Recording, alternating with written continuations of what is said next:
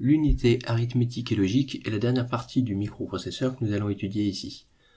Son rôle est d'effectuer des calculs arithmétiques ou des calculs logiques qui vont être demandés dans les programmes à exécuter par l'unité de contrôle.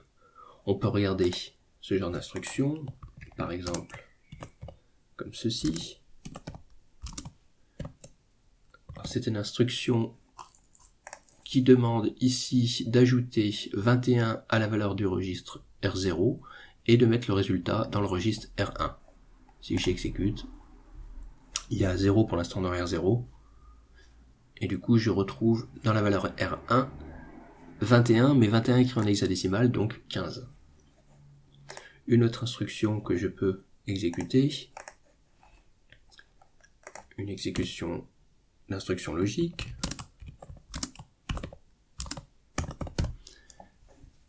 Avec cette instruction, je vais faire un et logique entre la valeur qui se trouve dans le registre R1 et la valeur décimale 15. Ça va permettre de garder les 4 bits de poids faible. Et le résultat est mis dans le registre R2.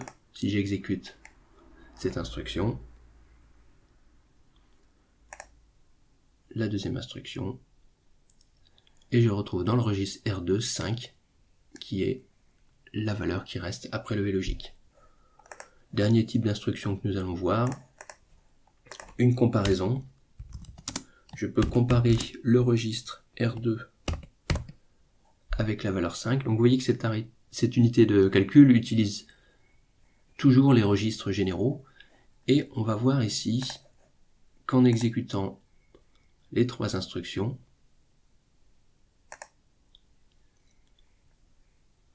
la comparaison avec la valeur 5 va faire passer un registre particulier qui s'appelle status, va faire passer son bit qui s'appelle Z ici à 1, qui indique que le résultat de la comparaison vaut 0.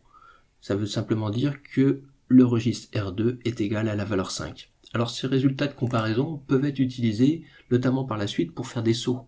Vous avez des instructions qui permettent de faire un saut si la comparaison a donné un résultat nul, ou de continuer les instructions normalement. C'est comme ça on fait l'exécution conditionnelle. On va pas rentrer plus dans les détails ici du fonctionnement de l'assembleur, mais il faut savoir que ce genre de choses peut exister.